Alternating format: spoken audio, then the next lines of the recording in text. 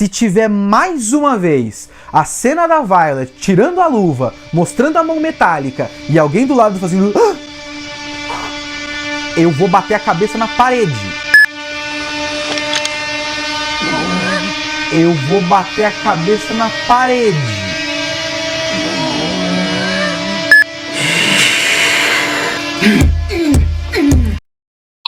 Semana passada o Danilo ficou sem tempo, o Urso ficou sem tempo, acabou que só eu falei dos animes da semana. Essa semana eu acredito que a gente vai ter time completo e catálogo completo de animes, mas eu vou começar por Violet Evergarden. Este anime que eu gostaria muito de gostar, mas ele só me irrita. Esse episódio 4 me irritou até um pouco mais, de certa forma, porque, assim, já é a terceira ou quarta personagem que não se sente boa o suficiente pra ser uma autômata de auto-memórias. E esse anime repete conflitos o tempo todo. Teve de novo, como vocês já devem ter percebido, a cena da Violet tirando a luva e todo mundo olhando e fazendo ah, meu Deus, todo mundo fica muito compadecido com ela e tudo mais. A trama da personagem da vez não foi tão interessante quanto a trama da personagem da semana passada, que era mais rica, que trabalhava com o backstory do anime e tudo mais. Então eu não me interessei tanto assim pela menina que era a personagem em foco do episódio. E a Violet não me ajudou, que a Violet me irritou bastante esse episódio. Eu tive que falar com o Pedro, que é um dos nossos padrinhos, que está lendo... Aliás, ele leu acho que as duas novels, que só tem 2 volumes da novel do Violet Evergarden. E eu precisei perguntar pra ele, cara, ela é ou não é um robô? Como é possível que ela se comporte dessa maneira? Porque só se ela for uma robô que vai justificar o tipo de comportamento que ela tem nessa série. Porque eu não vou contar os detalhes da história dela, provavelmente o anime deve fazer esse flashback lá pro final, mas assim, ela tem um certo entendimento meio que teórico das situações. Ela é uma pessoa inteligente e ela tem um entendimento teórico das situações. Tem um trecho nesse episódio num trem, se eu não me engano, onde a menina fala da guerra e aí tem um close na mão da Violet e ela pede desculpas. E a Violet não entende por que ela tá pedindo desculpas. Então ela faz um discurso meio quadradão, assim, falando: por que você está pedindo desculpas? Quando você pede desculpas, significa que você se sente responsável e você não é responsável pela guerra. Então ela entende a lógica interna da desculpa. Mas ela não consegue entender que a menina tá pedindo desculpa por ter falado da guerra. Então, pode ser uma nuance, mas não é uma nuance tão complicada, e a Violet tem inteligência para isso. A Violet, ela é muito complicada de assistir. Ela é tão tapada, mas tão tapada, que tá começando a me atrapalhar de verdade assistir esse anime.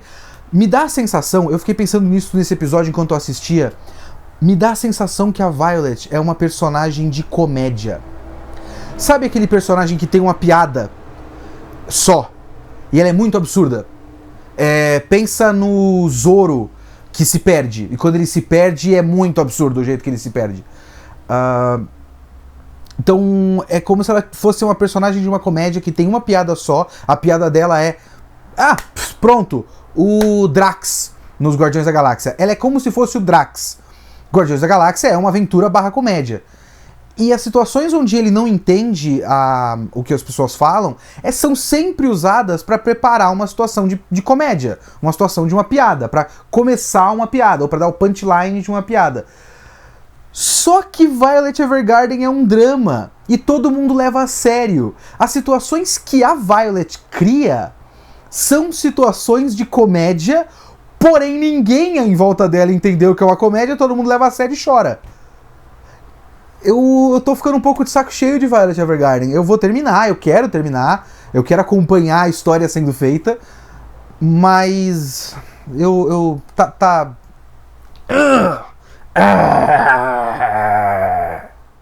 Mais uma semana, mais um episódio de Mahou Kutsui no Yomi. E eu vou dizer que talvez seja o pior episódio até agora. Vamos com calma. O problema do episódio não é o episódio em si, nem os eventos do episódio. O meu problema com o episódio é direção. Especificamente na parte de edição, que é a história da assistente, né, do feiticeiro, e como ela foi excessivamente comprimida, ao ponto que o ápice dramático perde um pouco o sentido. A grande questão do arco dela é que ela, além de ser uma drogada, que foi drogada pelos pais, blá blá blá, é que quando ela começou o treinamento, o mestre dela não se importava se ela se tornaria uma guardiã, né, uma segurança para ele, ou uma aprendiz de fato ia seguir os ensinamentos, né, da academia. Então, nesse sentido, para ele tanto fazia. Ele não se importava com isso. Ele só queria pegar uma pessoa que tinha capacidade de feitiçaria e treiná-la, pois deixá-la solta na rua, se drogando, era um desperdício de uma pessoa com capacidade.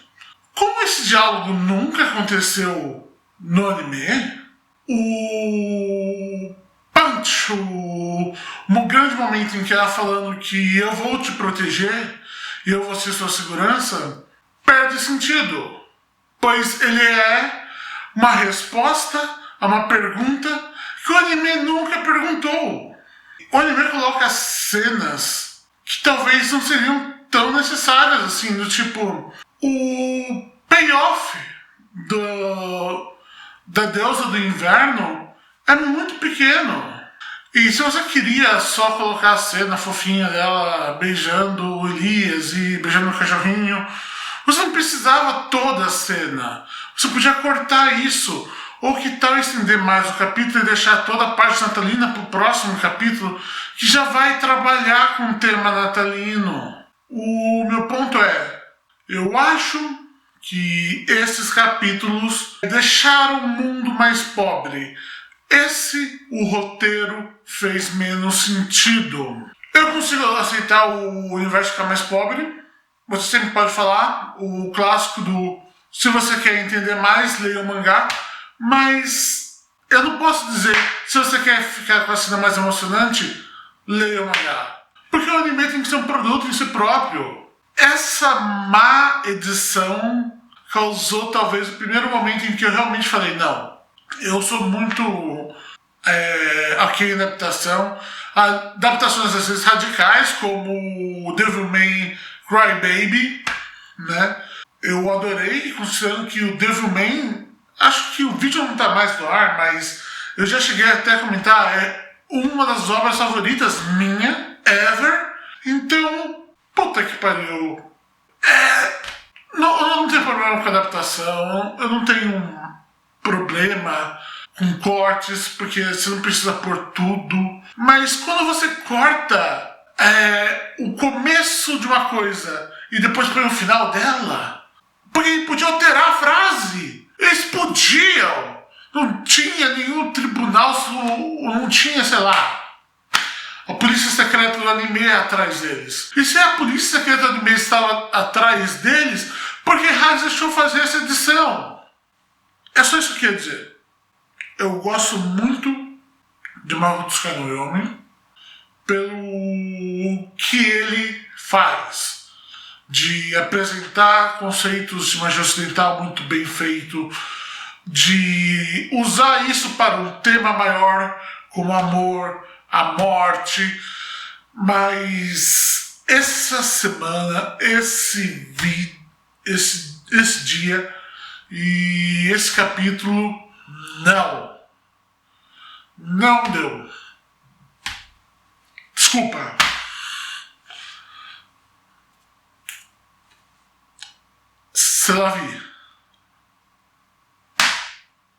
Semana passada, em Cardcaptor Sakura, eu brinquei que talvez a gente tenha que prestar atenção no bem todo dos personagens, pra perceber a evolução dos personagens e tal. Sim, é isso que esse episódio fez. porque foi um episódio de um piquenique. E a gente passou pelo processo de cada um dos personagens falar como eles criam um bentô. E a gente entende um pouco mais de cada personagem através da maneira como eles fazem um bentô. Foi até curioso ver que aplicaram a minha ideia. Eu não tô querendo dizer... Vocês entenderam. Mas foi estranho ter falado isso semana passada e acontecer isso nessa. Porque, por exemplo, o moleque que mente. Ele falou que o bentô dele, que quando ele cozinha, né, pra ele e pra namorada, ele faz como se fosse uma experimentação. Então, o que esse tempero o que vai acontecer se eu colocar esse tempero aqui? E se eu misturar esses dois ingredientes, o que vai se transformar e tudo mais? Então, você junta isso com o fato de que ele gosta de inventar história, então ele é um cara criativo. E ele tá criando também através de comida. Essa criatividade dele se dá em todas as instâncias da vida dele. Enquanto a outra menina de óculos, que eu obviamente não sei o nome, porque eu não sei o nome de nenhum personagem que não seja Sakura, Choran e Quero. Essa menina que tem o teatro, acho que ela deve ser do clube de teatro, ela pensou numa maneira de fazer um yakisoba que também servisse para ser comido frio. Então ela é uma pessoa prática. Ela pensa em situações e pensa em como aplicar a culinária para essas situações. A Sakura fez a comida pensando no Choran e pensando em ficar bonitinho e apresentável e tudo mais. Então tem essa... a menina nova, que provavelmente é a pessoa de capuz. Eu acho que tem alguma coisa sobre ela não ter feito nada daquela comida, alguém fez pra ela porque ela tem alguém que cuida dela. Provavelmente criando a ideia de que ela não é autossuficiente, ela é frágil, ela é distraída, pra que depois talvez dê o twist, né, e ela seja a vilã da história. Então a gente já deixa de achar que ela é um perigo porque ela não sabe nem fazer um bentô, sabe, esse tipo de coisa. Então, sim, esse episódio foi sobre os bentôs. Tá bom, quem sou eu, né? Mas uma coisa me incomodou. Eu tô com azar nos animes que eu escolhi acompanhar aqui com vocês. Esse episódio foi todo sobre o piquenique, o que, sei lá, não chega a ser um problema, e me deu muita sensação de que a gente passou um bom tempo desse episódio vendo como é a vida normal da Sakura, vendo como estabelecendo uma sensação de normalidade, pra depois a carta interromper essa normalidade. Quando ela tava no piquenique e a carta começou a puxar ela pra trás, eu até fiquei empolgado com a ideia. Porque eu pensei, porra, olha só, as cartas vão atrapalhar a vida dela. Ela tá ali com os amigos, fazendo algo que ela gosta, e ela foi tragada pra fora. Os amigos vão falar, caralho, o que tá acontecendo? Por que essa carta tá sendo puxada e tudo mais? Seria uma ideia interessante, mas aí o anime resolve fazer nada. A Sakura é tragada pra aquele lugar, ela vence e acha a árvore de cerejeira, de Sakura, né? E chama o pessoal e ninguém pergunta nada e tá tudo bem. Então, sei lá. Fechando com Black Clover, passadinha rápida no Black Clover pra fechar esse vídeo. A Black Clover dessa semana foi uma decepção depois da semana passada, porque a semana passada foi muito bem animado, e essa semana foi o padrão Black Clover. Então foi um grande nada, foi bem sem graça. A única coisa que eu conseguia pensar enquanto eu assistia é o quanto Black Clover é sem graça do ponto de vista de um moleque de 12 anos. Quer dizer, eu não sei, né? Eu não consigo mais pensar com a cabeça de um moleque de 12 anos. Mas eu achei tudo muito visualmente sem graça, sabe? Eu não sei se eu me atrairia por aquela porradaria. Talvez eu me atraísse pela porradaria do Fairy Tail, do Boku no Hero Academia, do One Punch Man, que é da hora demais e tal. Eu tô, pensando, coloca Black Clover na TV aberta no Brasil. Por falta de escolha, a criançada ia curtir, lógico. Mas se você colocasse lado a lado com Boku no Hero Academia, por exemplo, não ia ter nem chance, imagino eu. Pega, por exemplo, a menina testando as magias dela, a Noelle testando as magias dela, que ela tá sem controle lá no flashback do passado dela, é tipo umas bolinhas de energia sem graça que quebra a parede. É muito ruim. O cara que faz uma armadura de gelo horrorosamente animada com computação gráfica, ele ataca com umas faquinhas que voa, é bem ruinzinho. Tem uma evolução do poder do...